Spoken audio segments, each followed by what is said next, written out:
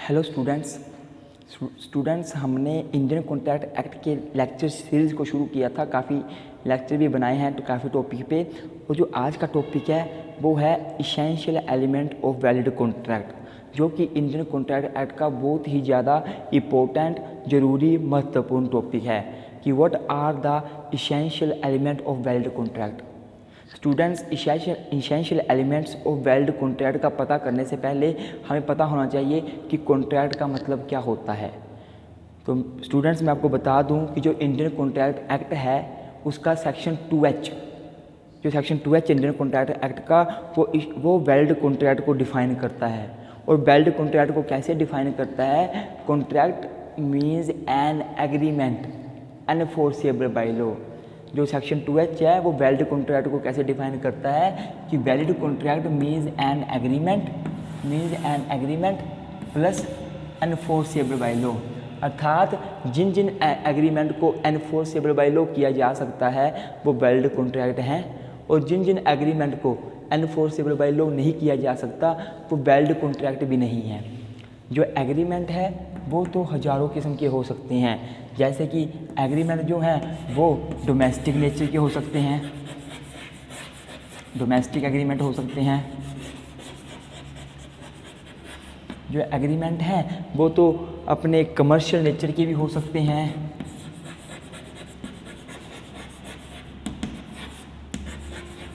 Commercial nature के agreement भी हो सकते हैं। जो एग्रीमेंट है वो सोशल नेचर के भी हो सकते हैं, सोशल नेचर के भी, या सोशल एग्रीमेंट भी हो सकते हैं, सोशल नेचर के एग्रीमेंट भी हो सकते हैं।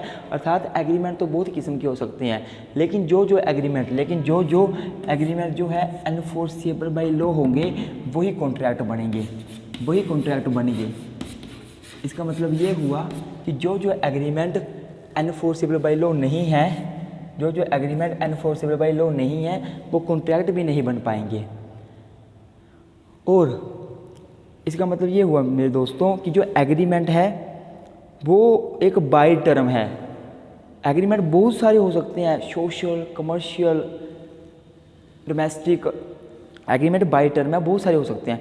लेकिन कॉन्ट्रैक्ट एक स्पेसिफिक टर्म है, ये नैरो टर्म है। कॉन्ट्रैक्ट तो वही एग्रीमेंट बन पाएंगे जो एनफोर्सेबल बाय लॉ हो। स्टूडेंट्स, मैं माफ़ी चाहूँगा कि मैं पिछली वीडियो में गलत बोल गया था, गलती से मेरा आई थिंक ध्यान कहीं और होगा। मैंने ये बोल दिया था कि जो कॉन्ट्रैक्ट है वो जो है वो वाइड टर्म है और एग्रीमेंट नैरो टर्म है, लेकिन ऐसा नहीं होता।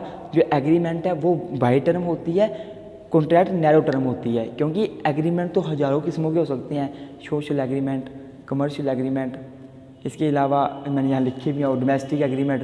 लेकिन कॉन्ट्रैक्ट तो एक स्पेसिफिक टर्म है कि ये जो एग्रीमेंट एनफोर्सेबल बाय लॉ होंगे वही कॉन्ट्रैक्ट बनेंगे, वरना सारे के सारे एग्रीमेंट कॉन्ट्रैक्ट नहीं बन सकते। स्टूडेंट, ठीक है, तो आज हम बात करेंगे कि what are the essential element of valid contract. तो वैलिड कॉन्ट्रैक्ट करने के लिए क्या होगा? एक एग्रीमेंट चाहिए, और उस एग्रीमेंट को अगर एनफोर्सिबिलिटी मिलती है लॉ की, अगर उस एग्रीमेंट को लॉ एनफोर्सेबल कर सकता है तो वही एग्रीमेंट वैलिड कॉन्ट्रैक्ट बनेंगे। तो आज हम essential element of valid contract की बात करेंगे। वैसे तो स्टूडेंट्स कोई भी सेक्शन नहीं है इंडियन कॉन्ट्रैक्ट एक्ट में जो साफ साफ हेडिंग में दिया गया हो कि essential element of valid contract क्या है, कोई भी सेक्शन नहीं है। लेकिन फिर भी इंडियन कॉन्ट्रैक्ट एक्ट में एक सेक्शन है, सेक्शन 10। जो इंडियन कॉन्ट्रैक्ट एक्ट है उसका एक सेक्शन है सेक्शन 10, जो कि मेनली बात करता है कि what agreements are contract, what agreements are contract. अर्थात किसी एग्रीमेंट को अगर कॉन्ट्रैक्ट बनना है तो क्या क्या कंडीशंस फुलफिल करनी पड़ेंगी वो सेक्शन 10 में दी हुई हैं। अर्थात essential condition for valid contract section 10 में ही दी हुई हैं। जो सेक्शन 10 है इंडियन कॉन्ट्रैक्ट एक्ट का, जो सेक्शन 10 है इंडियन कॉन्ट्रैक्ट एक्ट का, वो बात करता है व्हाट एग्रीमेंट्स आर कॉन्ट्रैक्ट, वो बात करता है व्हाट एग्रीमेंट्स आर कॉन्ट्रैक्ट।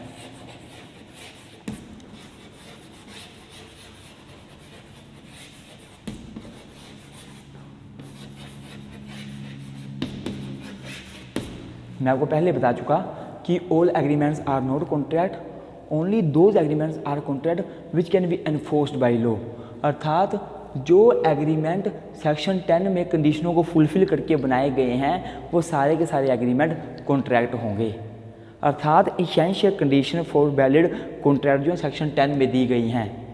और सेक्शन 10 क्या बोलता है, मैं आपको एक बार लैंग्वेज पढ़ा दूँ, आप डेयर एक्ट में पढ़ सकते हो निकाल कर कि सेक्शन 10 बोलता है all agreements are contract if they are made by the free consent of the parties competent to contract, comma, for a lawful consideration and with lawful object and are not hereby expressly declared to be void and not hereby expressly declared to be void। Students अभी इसके ऊपर discuss करेंगे, इसका मतलब क्या हुआ। हमने पढ़ा सेक्शन 10 के बारे में, बट एग्रीमेंट्स आर कॉन्ट्रैक्ट, और वहाँ लिखा हुआ है ऑल एग्रीमेंट्स आर कॉन्ट्रैक्ट, सारे के सारे एग्रीमेंट कॉन्ट्रैक्ट बन जाएंगे इफ़, यदि वो एग्रीमेंट, दैट एग्रीमेंट, वो एग्रीमेंट फ्री कंसेंट से बने हैं पार्टी के। पहली बात, फ्री कंसेंट से बने हैं पार्टी के। दूसरी बात, the parties to the contract to the agreement was competent, जिन पार्टीज ने अपनी फ्री कंसेंट दी थी एग्रीमेंट बनाने के लिए वो कम्पिटेंट थी। तीसरी बात, जो एग्रीमेंट बना था वो लॉफुल कंसीडरेशन, उसमें लॉफुल कंसीडरेशन दी गई थी और लॉफुल ऑब्जेक्ट से बनाया गया था। और चौथी बात कि agreement was not expressly declared as void. आपको बताता हूँ मैं कि सेक्शन 10 में क्या क्या इसेंशियल देखने को मिल रहे हैं हमें एक कॉन्ट्रैक्ट को वैलिड बनाने के लिए। जो सबसे पहला इसेंशियल है, जो सबसे पहला इसेंशियल एलिमेंट है वैलिड कॉन्ट्रैक्ट का, वो है there must be an agreement. There must be an agreement between two और more than two person, two more than two person. पहला जो इसेंशियल एलिमेंट है वैलिड कॉन्ट्रैक्ट का जो सेक्शन 10 से हमें देखने को मिला वो ये है कि पहले तो एक एग्रीमेंट होना चाहिए। There must be an agreement between the two और मोर देन टू पर्सन, पहले तो एक एग्रीमेंट होना चाहिए।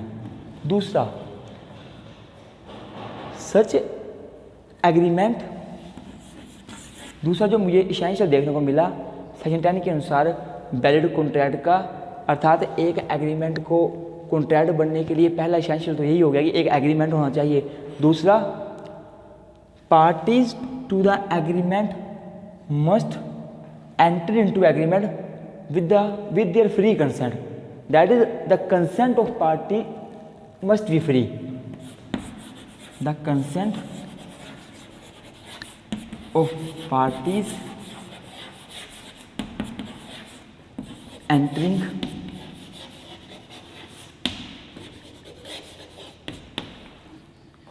enter into agreement, the consent of the parties enter into agreement must be free।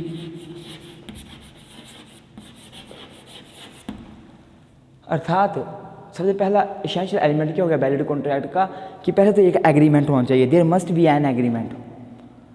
और जो एग्रीमेंट बना रहे हैं उन लोगों की कंसेंट, उन लोगों की सहमति फ्री होनी चाहिए। Consent must be free consent, the consent of parties enter into agreement must be free, the consent of the parties must be free.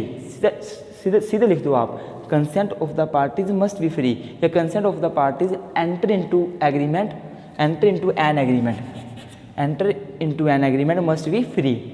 तीसरा पॉइंट जो जरूरी पॉइंट है उसके बाद जो सेक्शन 10 में देखने को मिला वो है the parties of the agreement must be competent party. जो पार्टी हैं, parties of agreement, of N agreement must be competent, must be competent.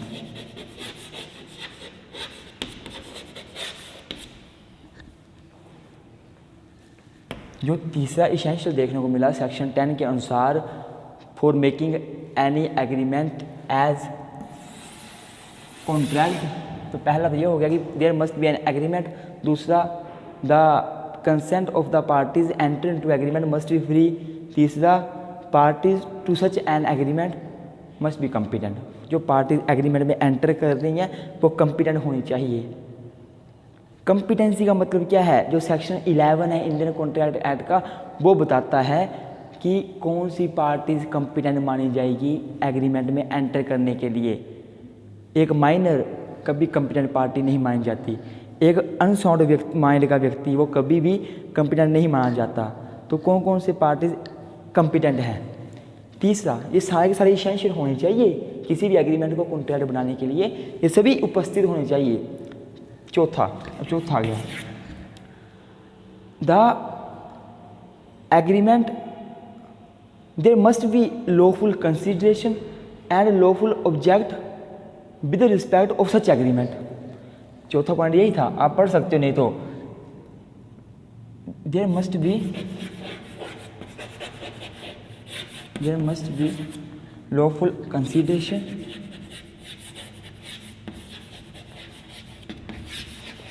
consideration and lawful object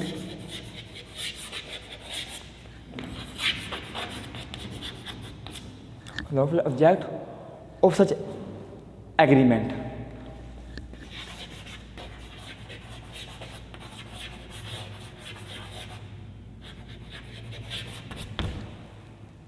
जो चौथा पॉइंट है वो बात करता है कि जो एग्रीमेंट बनाया जा रहा है उसमें पार्टीज लॉफुल कंसिडरेशन दे रही हूँ, और जो एग्रीमेंट बनाया जा रहा है वो लॉफुल ऑब्जेक्ट के लिए बनाया जा रहा हो।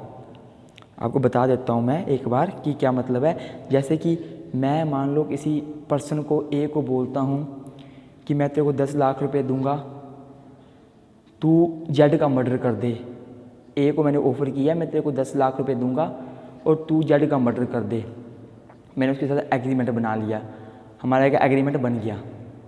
क्या इस एग्रीमेंट को एनफोर्सेबल बाय लॉ किया जा सकता है? नहीं किया जा सकता, क्योंकि ये कंडीशन फुलफिल नहीं हो पाएगी।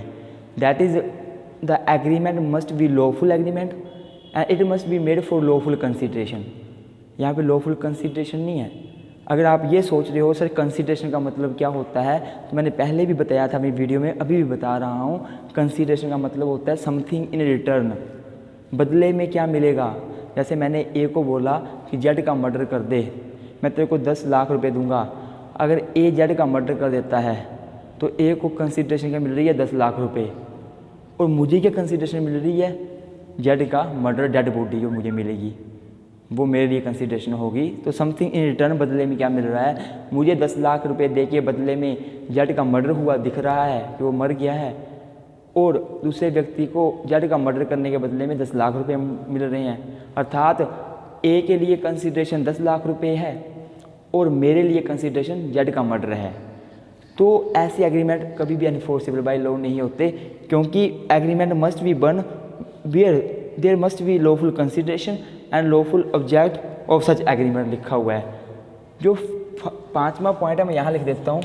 आपने नोटिस किया होगा कि सेक्शन 10 में लास्ट में लिखा हुआ है कि the agreement must not be one which is expressly declare as void. क्या मतलब हुआ इसका डिस्कस करेंगे, पहले बात करेंगे।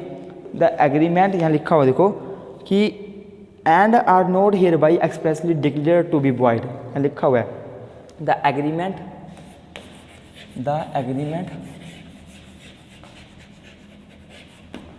must not be one which is expressly declared as void। अब हम एक बार बेयर एक्ट उठाएंगे, लैंग्वेज पढ़ेंगे सेक्शन 10 की और इनको मिलाएंगे और डिटेल में डिस्कस करेंगे। तो सेक्शन 10 ने बोला कि all agreements are contract if they are made by the free consent. अर्थात पहला तो there must be an agreement, एक एग्रीमेंट होना चाहिए। दूसरा the agreement must be made by the free consent of the parties.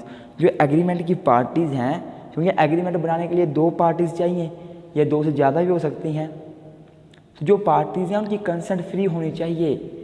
Consent कभी भी force से ना ली गई हो, कंसेंट कभी भी फ्रॉड से ना ली गई हो, कंसेंट कभी भी अनड्यू इन्फ्लुएंस से ना ली गई हो, कंसेंट कभी भी कोर्जन से ना ली गई हो। अगर कंसेंट सेक्शन 15, 16, 17, 18, 19 इनके अंडर ली गई है, 15 बोलता है कंसेंट कोर्जन से ली गई है। अब कोर्जन का मतलब क्या है हम बाद में डिस्कस करेंगे 15 में। अगर कंसेंट 16 बोलता है अनड्यू इन्फ्लुएंस से ली गई है, 17 बोलता है अगर कंसेंट फ्रॉड से ली गई है, 18 बोलता है कंसेंट अगर मिस रिप्रेजेंटेशन से ली गई है किसी व्यक्ति की किसी एग्रीमेंट में एंटर करने के लिए, तो वो कंसेंट कभी भी फ्री कंसेंट नहीं मानी जाती। वो कंसेंट कभी भी फ्री कंसेंट नहीं मानी जाती और ऐसे एग्रीमेंट जो हैं वो कभी भी वैलिड नहीं होते।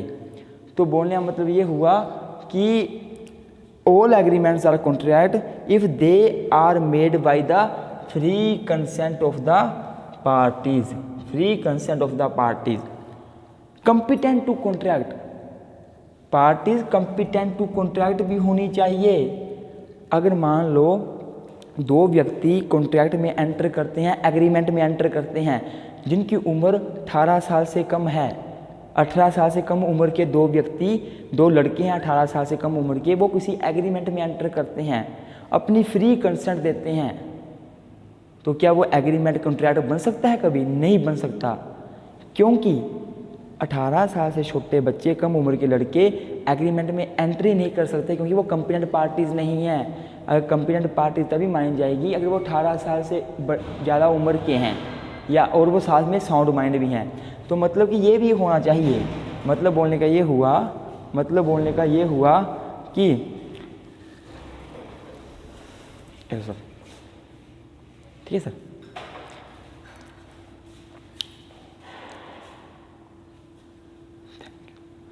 मतलब बोलने का ये हुआ कि all agreements are contract if they are made by the free consent of the parties. Parties कौन सी? Which are competent parties, which are competent parties, अर्थात वो मेजर हो पार्टीज, अर्थात वो साउंड माइंड की हों, जो सेक्शन 11 में कंपिटेंसी की बात की गई है। और उसके आगे क्या लिखा हुआ है? कंपिटेंट द्वारा से बोलता हूँ, all agreements are contract if they are made by the free consent of the parties competent to contract, for a lawful consideration and with a lawful object। जो एग्रीमेंट बनाया जा रहा है वो लॉफुल ऑब्जेक्ट के लिए बनाया जा रहा हो और लॉफुल कंसिडरेशन के लिए बनाया जा रहा हो। अर्थात अगर 2 व्यक्ति हैं वो कोई एग्रीमेंट बनाते हैं, फ्री कंसेंट देते हैं दोनों, साथ ही साथ वो कंपिटेंट पार्टी भी हैं, अर्थात मेजर हैं और साउंड माइंड हैं, कंपिटेंट पार्टीज भी हैं, पर वो जो एग्रीमेंट बना रहे हैं वो अनलॉफुल एग्रीमेंट है, लॉफुल एग्रीमेंट नहीं है। उसका जो पर्पस है वो कोई अनलॉफुल एक्ट करना है, कोई लॉफुल एक्ट नहीं करना है, या फिर जो कंसिडरेशन दी जा रही है वो भी अनलॉफुल दी जा रही है। मैंने एग्जांपल दिया आपको थोड़ी देर पहले कि अगर मैं किसी को बोलूँ किसी का मर्डर कर दे, मैं तो 10 लाख रुपये दूंगा, 10 लाख रुपये मैं कंसिडरेशन दे रहा हूँ। क्यों दे रहा हूँ? किसी का मर्डर करने के लिए, अनलॉफुल कंसिडरेशन है, और मैं उसको बोल रहा हूँ किसी का मर्डर कर दे। पर्पस क्या है मेरा एग्रीमेंट करने का? अनलॉफुल है। तो ऐसे एग्रीमेंट कभी कॉन्ट्रैक्ट बन ही नहीं सकते, ये एग्रीमेंट यहीं ख़त्म हो जाएंगे, एग्रीमेंट ही रहेंगे, कॉन्ट्रैक्ट कभी नहीं बन सकते, क्योंकि ऐसे एग्रीमेंट को एनफोर्सेबल बाय लॉ नहीं किया जा सकता। आप ये सोच रहे होंगे कि एनफोर्सेबल बाय लॉ का क्या मतलब है, कैसे मतलब है? तो मैंने इसके ऊपर बिल्कुल डिटेल में वीडियो बनाई हुई है, अब मेरी प्ले लिस्ट में जाइए वीडियो देखिए। फिर भी मैं यहाँ पे बता देता हूँ एग्जांपल देके कि अगर मान लो मैंने किसी को बोला, मैंने ए को बोला कि जेड का मर्डर कर दे और मैं तेरे को 10 लाख रुपए दूंगा, और ए ने जेड का मर्डर भी कर दिया और मैंने 10 लाख रुपए नहीं दिए, और ए आता है मेरे पास 10 लाख रुपए दो, मैंने मना कर दिया, मैं नहीं देता। ए बोलता है ये तो ब्रीच ऑफ कॉन्ट्रैक्ट है, आपने कहा था, ऑफर किया था मुझे कि मैं जेड का मर्डर करूंगा, आप मुझे 10 लाख रुपए देंगे। अब मैंने जेड का मर्डर कर दिया, मैंने एक्सेप्ट किया आपका ऑफर, मर्डर कर दिया, अब मुझे आप पैसे नहीं दे रहे, ब्रीच कर रहे हो, और ए चला गया कोर्ट में केस कर दिया मेरे अगेंस्ट कि सर ऐसा ऐसा हुआ, मुनीश जो है वो ब्रीच ऑफ कॉन्ट्रैक्ट कर रहा है, इसे बोला जाए कि मुझे 10 लाख रुपए दें, स्पेसिफिक परफॉर्मेंस के लिए बोला जाए, और मुझे को डैमेजेस जो रेमेडी है वो भी दी जाए, तो देखो कि इस केस में कोर्ट क्या जो ए है उसकी बातें सुनेगा, उसकी बात कभी सुनेगा, उसके अनुसार काम करेगा? नहीं करेगा। क्या ए मुझे बोलेगा 10 लाख रुपए दो उसको? नहीं करेगा, बोलेगा, क्योंकि ये एग्रीमेंट एनफोर्सेबल बाय लॉ है ही नहीं। इसका मतलब ये तो है कि कोर्ट अब इस एग्रीमेंट को एनफोर्स नहीं करवा सकता। कोर्ट जैसा एग्रीमेंट बना था वैसा का वैसा नहीं करने को बोल सकता। एनफोर्सेबल बाय लॉ नहीं है तो वो एग्रीमेंट ही रहेंगे, वो कभी कॉन्ट्रैक्ट नहीं बनेंगे। ये भी आपको समझ आ गया होगा एसेंशियल। अब last, the agreement must not be one which is expressly declared as void. इसमें पढ़ूंगा फिर उसमें जाऊंगा, तो यहाँ से पढ़ते हैं। All agreements are contract if they are made by the free consent of the parties, चल गया पता। कंपिटेंट टू कॉन्ट्रैक्ट, चल गया पता। For a lawful consideration and with lawful object, चल गया पता। Comma and are not hereby expressly declared to be void. इसका मतलब क्या हुआ कि and are not hereby expressly declared to be void, इसका मतलब क्या हुआ? तो स्टूडेंट इसका मतलब ये हुआ कि जो एग्रीमेंट बनाने जा रहे हो वो एग्रीमेंट ऐसे नहीं होने चाहिए जो इंडियन कॉन्ट्रैक्ट एक्ट में बाद में स्पेसिफिकली वॉइड कर रखे हैं। Hereby declared as void, hereby expressly declared to be void का मतलब है कि सेक्शन 10 के बाद कुछ सेक्शन ऐसे आएंगे, उस सेक्शन के अंदर इंडियन कॉन्ट्रैक्ट एक्ट ने कुछ जो एग्रीमेंट है वो एक्सप्रेसली वॉइड डिक्लेयर कर रखे हैं। वॉइड मीन जीरो, जिनकी कोई वैलिडिटी नहीं है, लॉ की नज़र में कोई वैल्यू ही नहीं है। तो इंडियन कॉन्ट्रैक्ट एक्ट में कुछ सेक्शन हैं जो कुछ एग्रीमेंट को एक्सप्रेसली वॉइड डिक्लेयर कर देते हैं, तो ऐसे एग्रीमेंट नहीं होने चाहिए। अगर आप ऐसे एग्रीमेंट बना रहे हो जो कि इंडियन कॉन्ट्रैक्ट एक्ट ने एक्सप्रेसली वॉइड घोषित कर रखे हैं, तो वो कभी भी कॉन्ट्रैक्ट नहीं बनेंगे, फिर चाहे वो एग्रीमेंट फ्री कंसेंट से बनी हो पार्टीज़ के, फिर चाहे वो एग्रीमेंट कंपिटेंट पार्टीज़ ने बनाए हों, फिर चाहे वो लॉफुल ऑब्जेक्ट और लॉफुल कंसिडरेशन से बने हों, फिर चाहे वो कुछ भी हो, पर वो एग्रीमेंट कॉन्ट्रैक्ट नहीं बन सकते अगर वो एग्रीमेंट इंडियन कॉन्ट्रैक्ट एक्ट ने साफ साफ वॉइड डिक्लेयर कर रखे हैं। अब आपके मन में एक क्वेश्चन तो आ रहा होगा कि सर ऐसे कौन से एग्रीमेंट हैं जो इंडियन कॉन्ट्रैक्ट एक्ट ने साफ साफ वॉइड घोषित कर रखे हैं, कहाँ पे दिए हुए हैं ऐसे सेक्शन? तो मैं आपको बता दूं आपके नॉलेज के लिए कि जो इंडियन कॉन्ट्रैक्ट एक्ट है उसका section 26, section 27, section 28, section 29, section 30, ये जो सेक्शन है ये सारे के सारे सेक्शन जो हैं वो डील करते हैं वाइड एग्रीमेंट से। इन सेक्शन में ऐसे एग्रीमेंटों के बारे में बताया हुआ है, इन सेक्शन में ऐसे एग्रीमेंट्स के बारे में बताया हुआ है जो एग्रीमेंट इंडियन कॉन्ट्रैक्ट एक्ट 1872 ने साफ साफ एक्सप्रेसली तौर पे ही वॉइड घोषित कर रखे हैं। जैसे अगर एग्जांपल लूँ सेक्शन 26 का, तो सेक्शन 26 ये बोलता है कि agreement in restaurant of marriage is void. Section 26 में आपको छोटा सा एक मामले सा बता देता हूँ।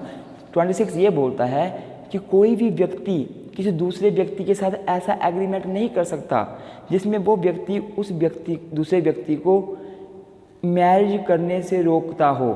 मतलब मैं और कोई और व्यक्ति या ए है कोई, मान लो मैंने ए के साथ एग्रीमेंट किया, ए ने मेरे साथ एग्रीमेंट किया जिसमें मैंने और ए ने मुझे बोला कि तू कहीं और शादी नहीं करेगा, तू किसी के साथ शादी नहीं करेगा, और मैं भी ए को बोलता हूँ कि तू कहीं भी शादी नहीं करेगा और एग्रीमेंट कर दिया।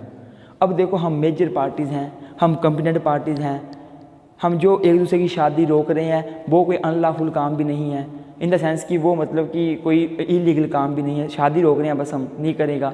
पर इंडियन कॉन्ट्रैक्ट एक्ट 1872 ने क्या किया हुआ है, ऐसे एग्रीमेंट एक्सप्रेसली तौर से वॉइड घोषित कर रखे हैं, तो ये एग्रीमेंट कभी कॉन्ट्रैक्ट नहीं बन सकते।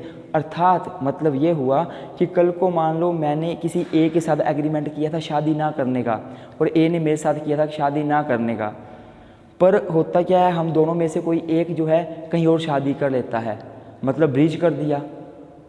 मान लो मैंने कहीं और शादी कर ली, मैंने शादी कर ली और ए को लगा पता मैंने तो कहीं और शादी कर ली है, पर मैंने तो ए के साथ एग्रीमेंट किया था कि मैं कहीं शादी नहीं करूँगा, और ए ने मेरे पे केस कर दिया कोर्ट में ब्रीच ऑफ कॉन्ट्रैक्ट का बोलकर, तो ये कभी कॉन्ट्रैक्ट बनेगा ही नहीं। वो कोर्ट मुझे नहीं बोल सकता, कोर्ट में इस एग्रीमेंट को एनफोर्स ही नहीं करवा सकता। कोर्ट नहीं बोल सकता अब तो आपको मैं शादी नहीं कर सकता। ये एग्रीमेंट एनफोर्सेबल बाय लॉ हो ही नहीं सकता। ये एक्सप्रेसली वॉइड डिक्लेयर किया हुआ इंडियन कॉन्ट्रैक्ट एक्ट ने। दूसरा सेक्शन 27 हम बाद में डिस्कस करेंगे, डिटेल में भी मैं नहीं जाऊंगा। तो 27 जो है वो डील करता है agreement in restaurant of trade. अगर मैं किसी को कोई बिजनेस करने से रोकता हूँ, मैं चाहे एग्रीमेंट कर रहा हूँ उसके साथ, मैं मान लो मैं किसी ए को बोलता हूँ कि मैं तेरे को 10 लाख रुपए दूंगा, तू ये पर्टिकुलर बिजनेस मत कर। जैसे कि मान लो मेरी एक शॉप है, मेरी शॉप में मैं सीमेंट बेचता हूँ, मेरा सीमेंट का काम है मेरा सीमेंट का काम है, और मेरी अपनी दुकान के साथ एक नया दुकानदार आ जाता है, वो भी सीमेंट रखता है, वो भी सीमेंट बेचता है। तो उसके आने के बाद मेरा काम कम हो जाता है, तो मैं उस व्यक्ति को बोलता हूँ कि सर आप अपनी दुकान बंद कर दो। वो बोलता है क्यों बंद कर दूँ, मैं नहीं करता।